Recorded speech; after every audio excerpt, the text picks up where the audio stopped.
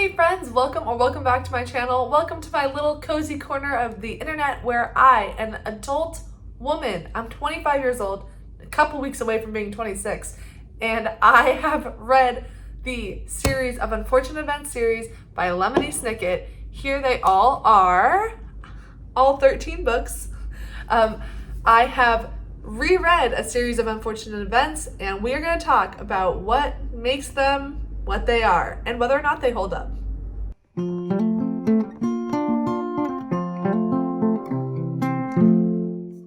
Okay, here they all are in all their glory, all 13. Yeah, I know that I have some mismatched ones. That is because I thrifted all of these. I actually had the first two these are from my childhood. And then I found the rest at this cute antique shop randomly, but they only had until book 9, so I had to buy the last 4 books thrifted on Amazon. I bought them used, and I was not told what edition I was gonna get. These editions were actually from the re-released versions that came out with the Netflix adaptation, which came out really recently, like only I think a couple years ago. We're gonna get to that adaptation in a minute. I'm sad that I don't have an entirely matching set, but I am happy to note that the new covers still include the original art, which is so awesome because the art is iconic. The art is integral to the story, and we love to see it, that they kept the original artwork on there, even though some other things did change about the covers. Obviously, the nostalgia for the original covers is strong. I love them, but I can see why they would update them a little bit. So I probably don't have to explain to most of you what a series of Unfortunate Events is, but for those that are uninitiated, unfamiliar, I will give a brief overview of the series. And yeah, I'm going to go through and with just one little line say what the main plot is in all of the books. So first of all, this is a middle grade series written by Lemony Snicket. Lemony Snicket. But actually that is a pen name. The real author, his name is Daniel Handler, writing as Lemony Snicket.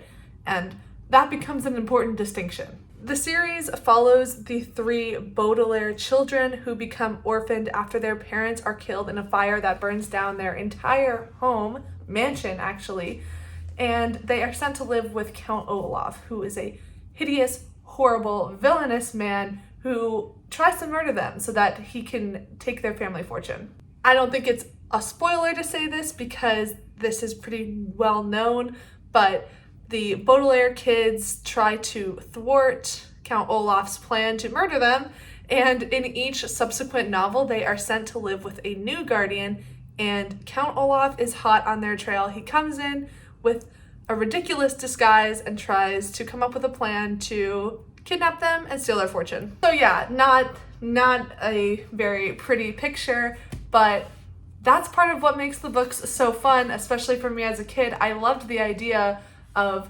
writing this like somber toned series but aiming it at kids. I was so into that. I was like definitely the kid that was like, yes, give me the, the sad deaths and just really dark stuff. And it's important to note that this series does not back away from the tough subjects and some actually pretty gruesome deaths. There are multiple deaths of major characters in this series, but to be fair, the book does warn you that that's going to happen. At the beginning of every book, it does say, warning, and I mean this literally because the books are written through a narrator, Lemony Snicket himself, the author of the book, and Lemony Snicket tells the readers in no uncertain terms, if you don't want to read about a character dying, don't read this book. The tone of these books are kind of hard to pin down because there for children. There is an element of kind of gothic noir sadness about them. They are kind of darkly toned, but they're also like a little bit silly, as you're gonna see as I get into some of the further details. And also Lemony Snicket, as our narrator, he is very sarcastic. And I remember noticing this as a kid. I noticed humor, noticed sarcasm in the writing, even though at the time I didn't really have like the words for that. I didn't know what sarcasm and satire was. But it was clear to me that there was humor there. And actually the books are very funny, even as an adult, as you're gonna see. There are some jokes that are not gonna be super comprehensible for children, but adults are gonna think they're funny.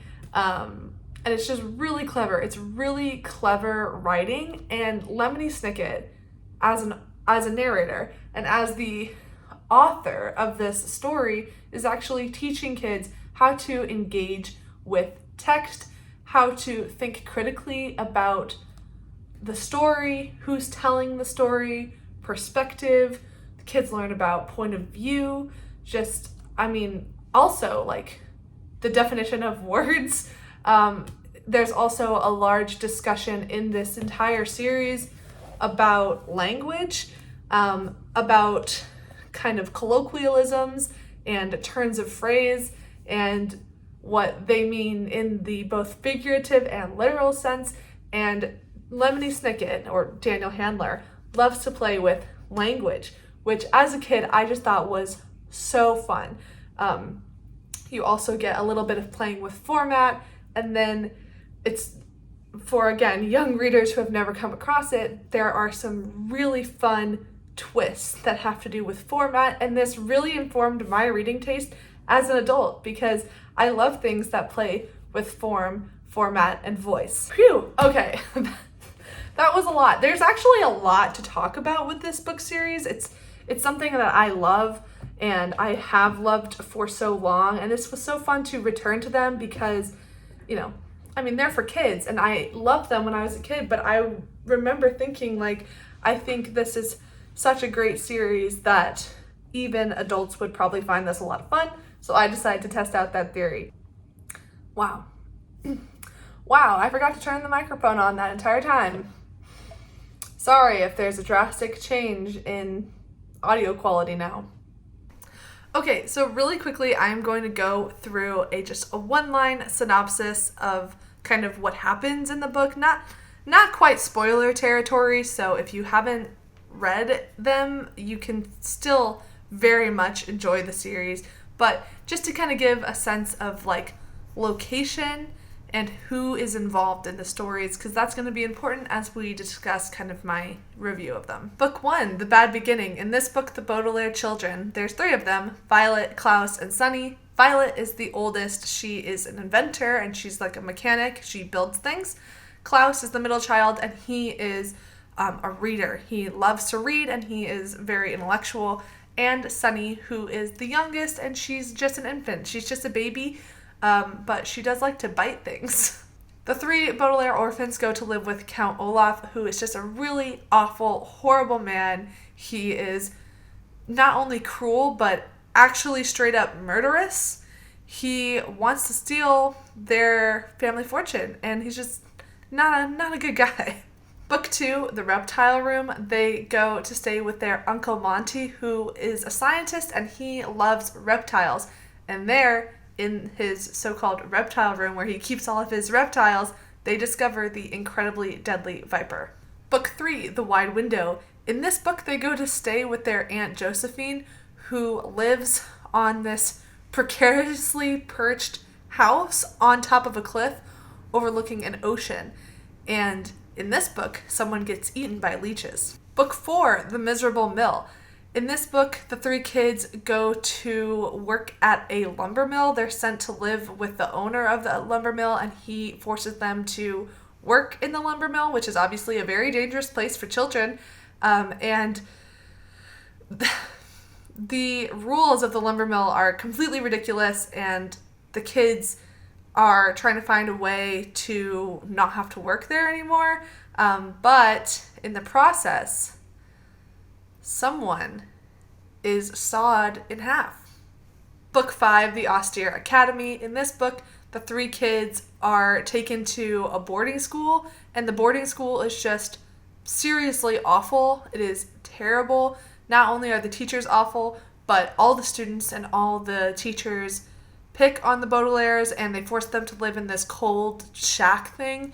And there the kids start to wonder if maybe there's something unusual about their life and their circumstances. I don't think anyone dies in this book, but that was a while ago that I read it, so.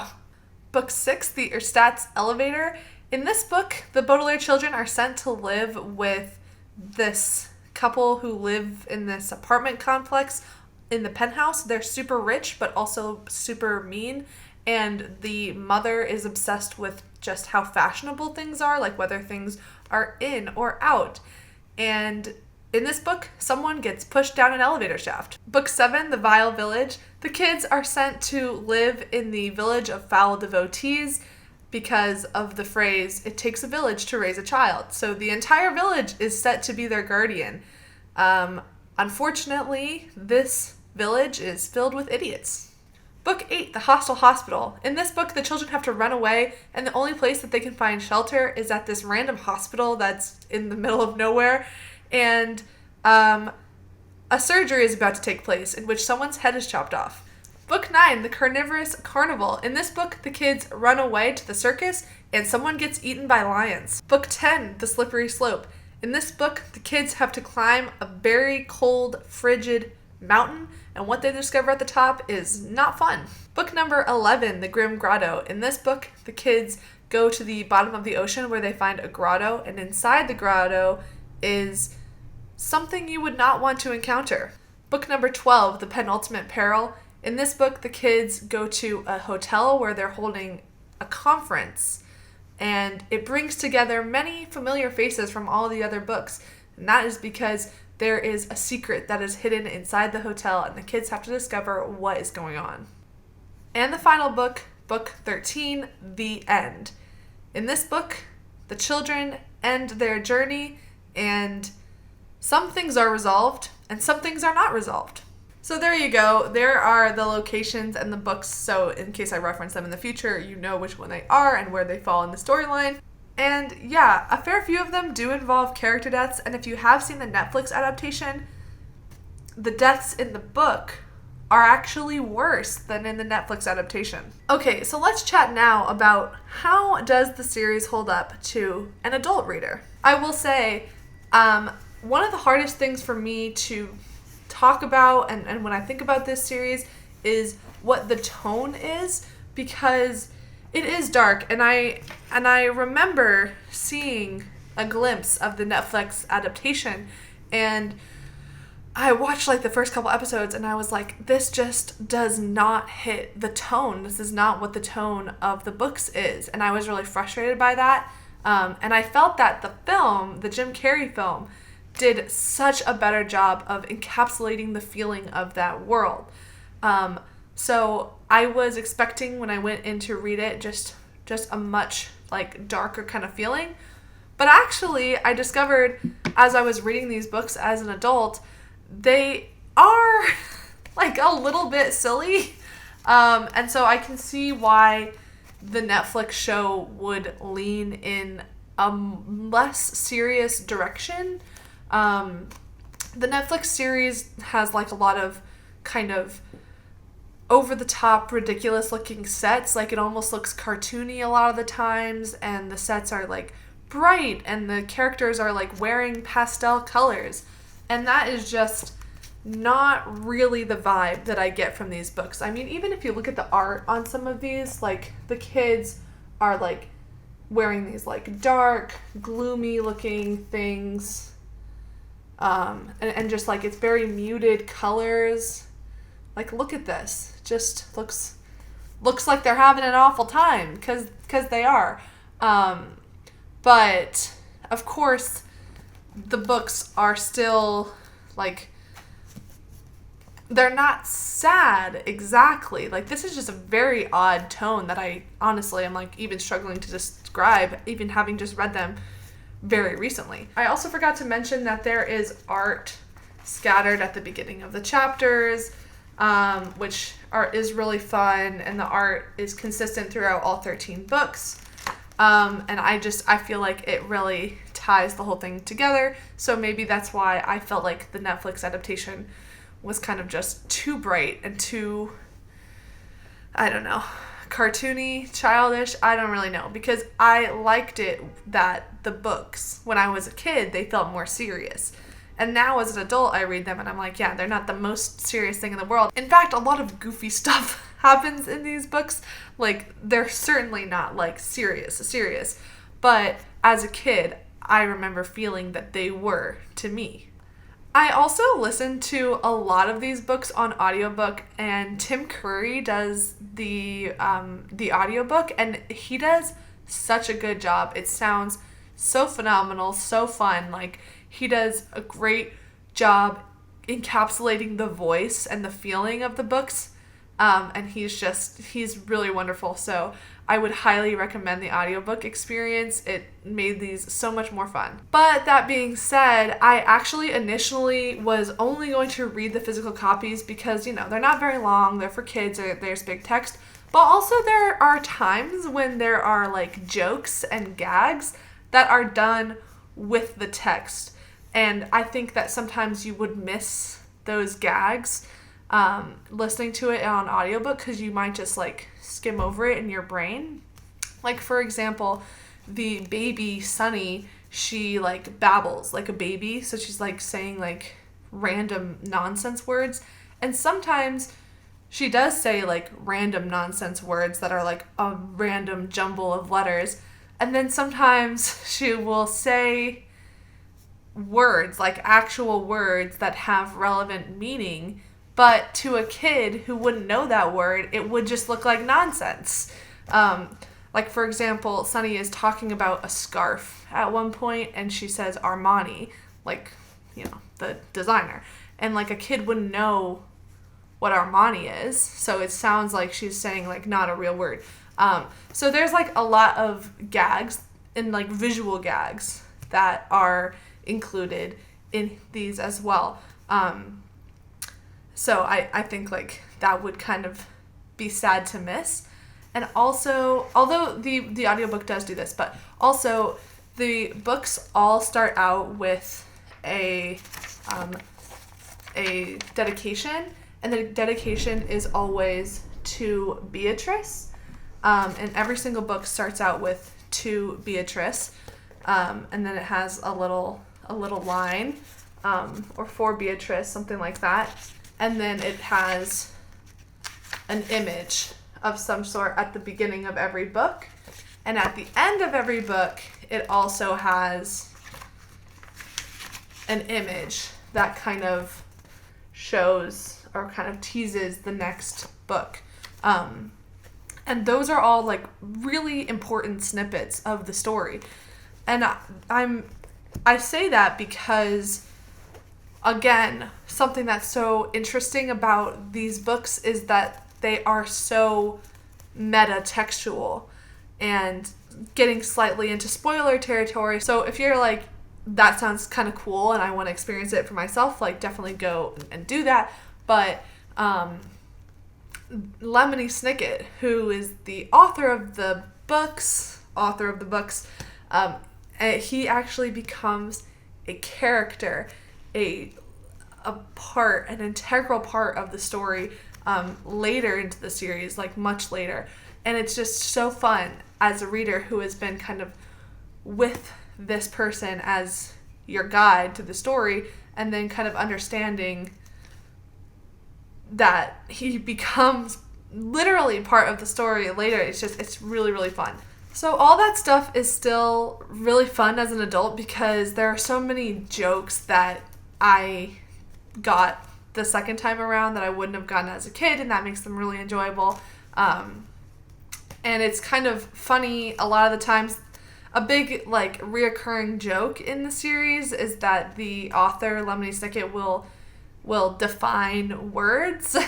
And sometimes the way that he defines words is technically correct, but, like, he's making a joke about what the word means. And I also find it really funny that sometimes, like, the words they choose to describe, like, he'll describe a relatively common word that kids probably know the meaning of, and then in the next sentence he'll use, like, a really big word that there's, like, virtually no chance that they know, and then he'll just let that one go.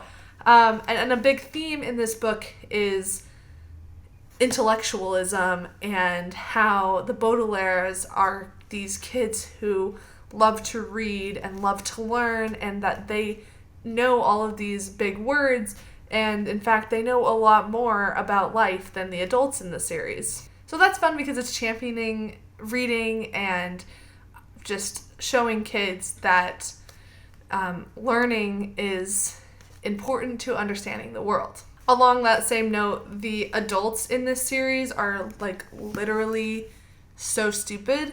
And I remember just having such a fun time as a kid, like, reading these stories, because it kind of taught kids that not every adult knows what they're talking about, and adults have to earn the trust of kids too.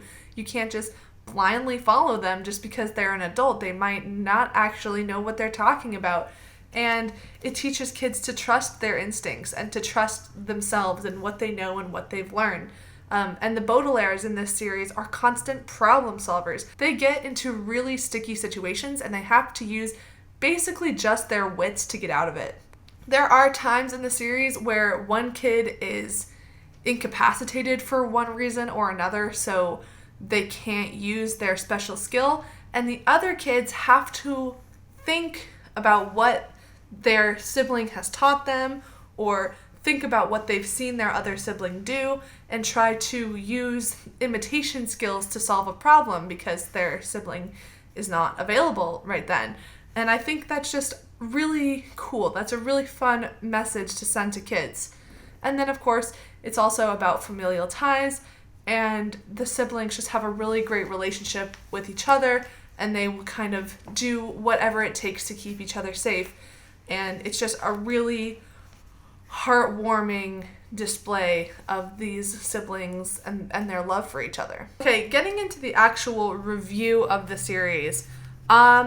I liked it, of course. I mean, I still had a great time with it. I think as an adult, I think some things are going to be a little bit silly, and you just have to, realize that going in, that, like, it's silly, it's funny, it's honestly really goofy at times. There are things in here that I did not remember at all, and some things that I were like, wow, did that, like, I feel like I would remember that because it's, like, so goofy. But overall, I think the series is pretty strongly written. I love that there's a lot of callbacks. It feels really rewarding as a reader if you have been reading the series and, like, closely reading it. Like, again, the book, it rewards readers who have been paying close attention, and that was so fun when I was a kid. And I feel like even as an adult, a lot of books don't do that. And I feel like they could probably take some lessons from this, because it really does a good job of creating this world in the text, and, like, literally in the text. And that's a part of the theme of the series, is this, like, duality between the narrative and the format. I know some people have a bit of an issue with the ending, and I remember people saying, oh, that ending was really overwhelming. I don't think that, like, it felt like we were really building up to something and then it didn't happen.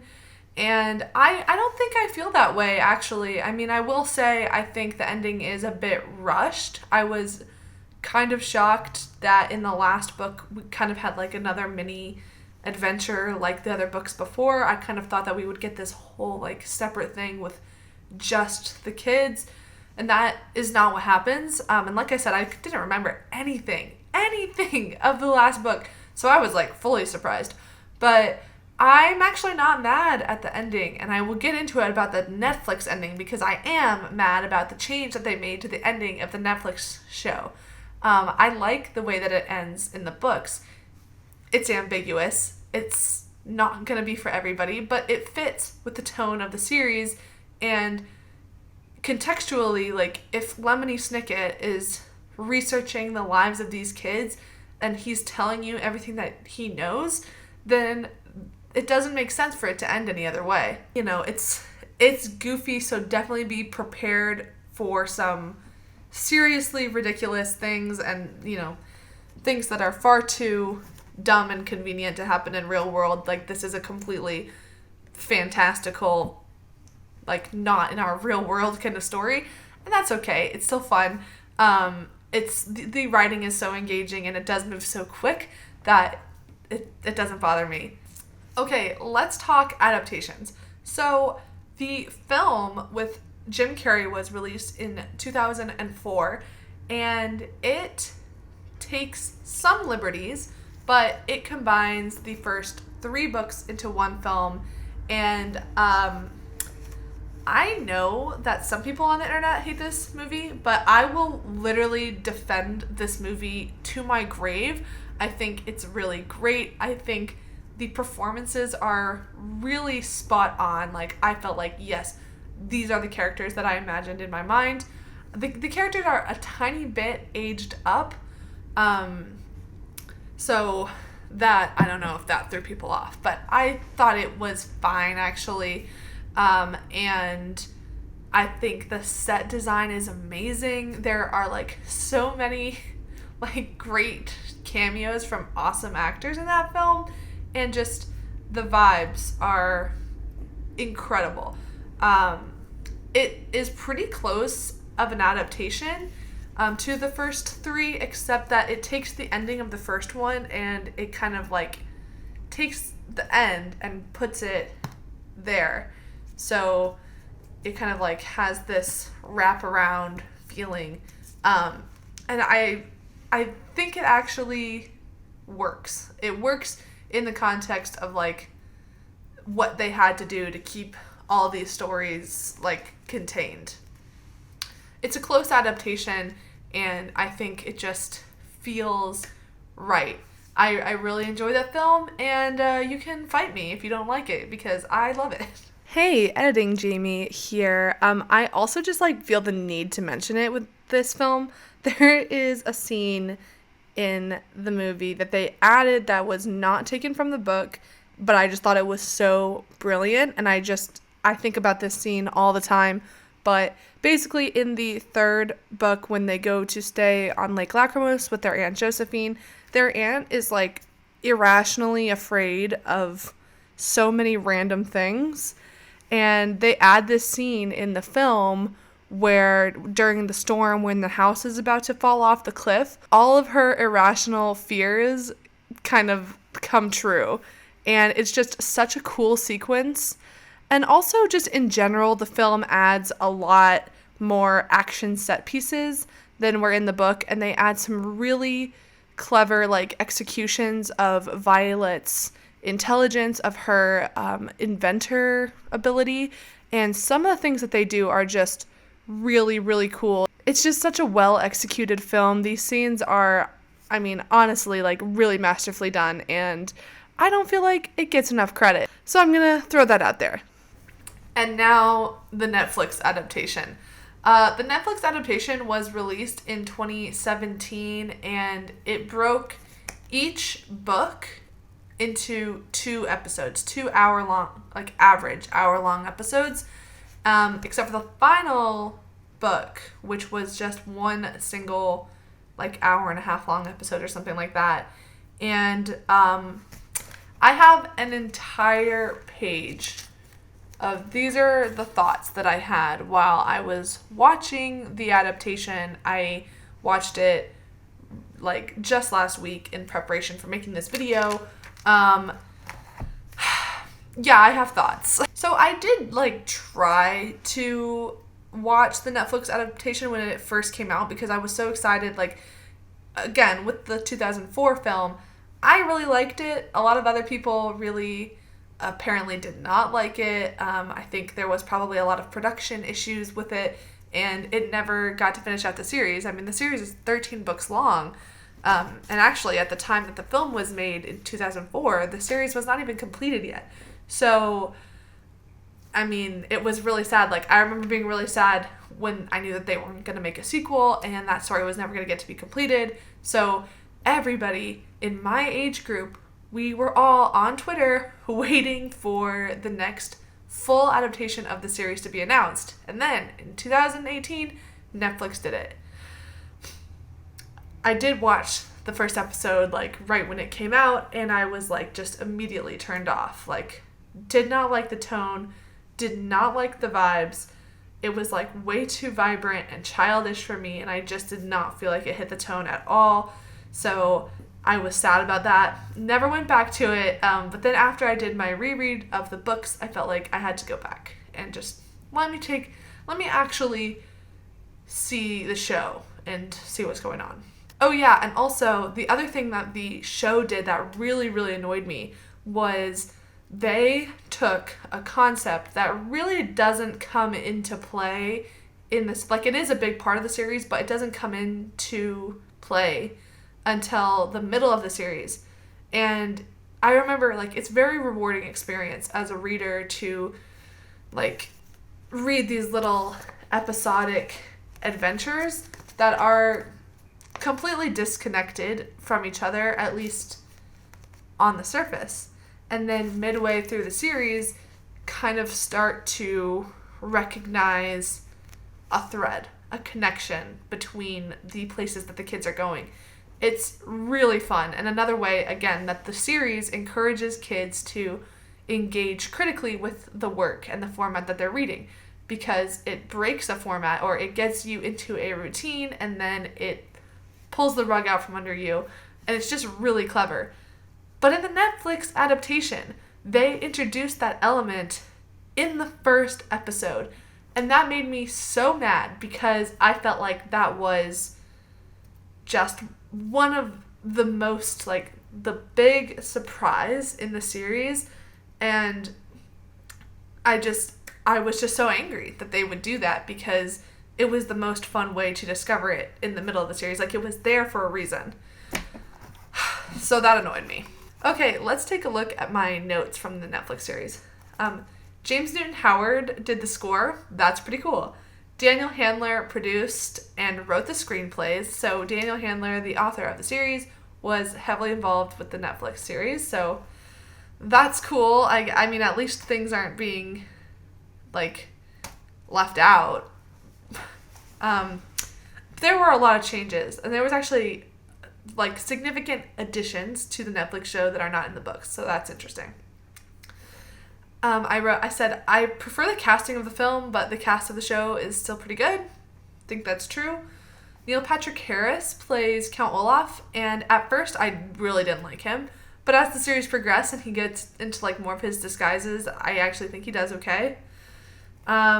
And then I just still do not love the production design of the Netflix show. It's not the vibes. Not the vibes. I do not like Violet's outfits at all. I don't like the outfits of any of the kids in the Netflix show. Why did they do that? Why did the costume designers do that? I think the show is just too goofy. It's too goofy. Like, yes, some ridiculous and goofy things happen in the books, but the tone manages to keep it, like, you still feel like there are stakes. And then the show is just not true. And then I wrote, so there's a gag in the film, and this also, like, sort of happens in the book, but like I was saying, that Lemony Snicket would define words in the book. In the film, the gag is that the adults are always telling the kids what random words mean, and the kids will always be like, we know what blank words mean. And that was a gag from the film, and I think they stole that gag and they put it in the Netflix show, because I don't think that was actually from the books. I think that was for the film. Some of the jokes in the show are actually pretty funny, again, because Daniel Handler did write the screenplay. There are some solid jokes. Some random nitpicks is, like, they changed why the kids go to the lumber mill or like how they get there. And I don't know why they did that. Don't know why that was necessary. Ooh, this is a fun thing. Okay, in book 4, where they go to the lumber mill, there is a joke, like a language joke, I guess. What time? This was probably written in like 2002, maybe. And it's a children's book. So let me say that. But there is a joke in the book that the owner of the lumber mill has a, quote, partner, and there are 2 men, and the joke in the book is that they keep saying partner, and you're supposed to like assume business partners, but they're also kind of like it implies that they're also romantically involved. But as this is a kid's book written in 2002, it's not explicit that they actually were romantic partners, but it's like heavily implied. And again, this is a joke that the adults would understand, and the kids are not gonna understand that at all. But in the show, in the Netflix adaptation, they actually make them canonically gay. So that's cool. They do the gag about the language gag about partner as well, but then they make it explicit that they are romantic partners. So that's cool. That's good work, Netflix adaptation.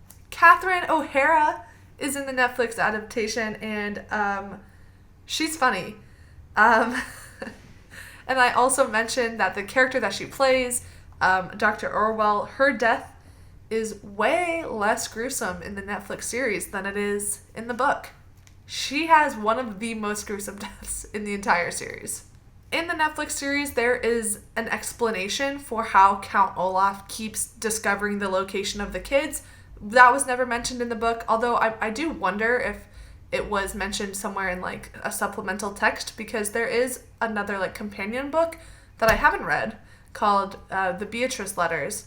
And maybe there's like something in there that Daniel Handler was pulling from, or maybe he just wrote it for the series. I also wrote down they stole the spyglass thing from the film. Again, another thing that they took from the film instead of the book series, which is kind of interesting, because in the film, the kids discover a spyglass in the ruins of their home, and the spyglass has importance except for the fact that the film sequel was canceled, so you never find out what the importance of the spyglass is. They go back to that concept, this concept of the spyglass in the Netflix series, give it a full explanation and all that, but that was never in the books, so it's interesting that they got that directly from the film. I wrote down, great supporting cast, it's Buster from Arrested Development.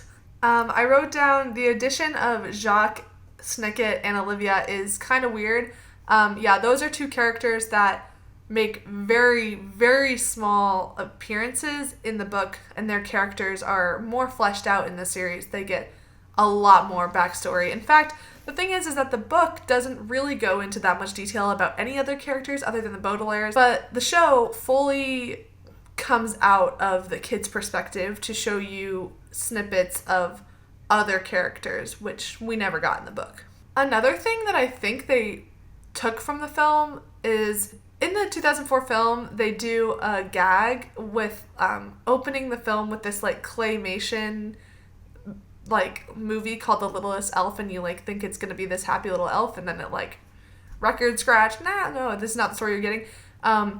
And the show references The Littlest Elf, but I don't think that it was in the book, but I could be wrong. I just read these books and I don't remember them ever being referenced, so I think the show was referencing the film. I wrote down Olaf's accents are funny. That's true. I think Neil Patrick Harris did a really hilarious job with the accents. I also wrote down that Olaf's musical numbers are really funny. Great addition. On the note of musical additions, in the audiobook, they do these like musical interludes where they have these people singing these like weird, kind of almost unsettling songs, but they're like comedic. and they're like in between, they're like at the beginning and the end of the book, and the songs are kind of talking about some of the elements that happened in the story, but they're just like, they're so weird. But honestly, I love them. And that was a cool addition to the audiobook. Oh my gosh, this one I said, LOL, that is not how they escaped from the prison in the book. That was ridiculous. Netflix. What? That looked ridiculous. I'm sorry. And then my last note was that I can see why they fleshed out the character of Kit. Again, that was a character that was so small in the books. She didn't get hardly any screen time at all. And then for the show, they really developed her into a whole character. And I understand why. I get why they did it, but I think what's kind of interesting about the books is that the kids just come across these people. And they're completely, like, don't know what's going on in the world. They're trying their best to just, like, literally survive and escape this, like, madman. And they're constantly deciding, like, you know, who can we trust? And this random person has come into our life, and, like, do we trust them? And the thing is like, they don't have a whole lot to go on, and it's just, like, how they determine that is like, how much they need help in that, like, exact moment. And I thought that was, like, a nice touch, but I definitely see why they would expand some of the characters into the show to kind of offer them, like, or offer the audience just a more explanation for why they're there, because I'm sure that, especially in this day and age of media criticism, if they put so many characters in the show, I'm sure, like, there'd be people on Twitter being like, why did we add that one character who was only there for, like, 5 seconds? But that is how it is in the books. Whew. Okay, well, that was extremely long-winded. I guess my final verdict is I just think these books are so cute. I think the way that they teach kids how to read a story, how to, like, understand the world of narratives is really unique. It's different. I just haven't seen anything like this. Even in all of the books that I'm reading today, it's just not super common. And I really think that this informed my taste in reading. And yeah, if you haven't read these, like, it's honestly a really fun journey. If you do have a child in your life who likes to read, if they have never come across this series, I would highly recommend. Again, it's a middle grade series. I just had the best time with these when I was a kid, and I enjoyed my reread as well. I love them, and I hope that the next generation of kids will discover these and love them too. Thinking about how these books hold up, I mean, I don't have a whole lot of criticisms for them, honestly, even having just read them as an adult. Like, it's a pretty tight-knit story. Everything makes a lot of sense. I feel like there's a place for everything, and not a lot of stuff gets dropped. And if there are storylines that get dropped, it's with intention, and you kind of understand why they either got dropped or they're a bit unresolved, and that's just because of the nature of the mystery of the series. And I don't have a lot of criticism, actually, for the series, other than it's really silly at times, and if you're not into really silly things, there might be times in here where it's just too ridiculous. But I think for most kids, that's not really going to be a problem. And I think that the really clever parts of the series far outweigh that goofiness. At least it did for me.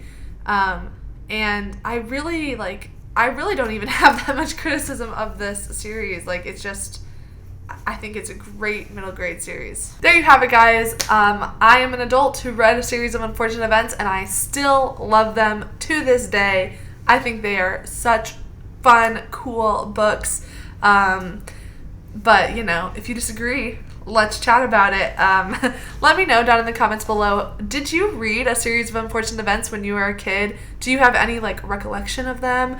Do you have any interest in rereading them? And let me know which one was your favorite or which one you remember the most.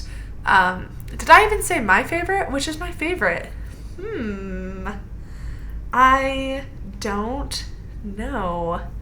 I think my favorite might be the hospital one, just because I remember reading that one like so vividly. I do remember that one because I was like, we're really gonna go there? What?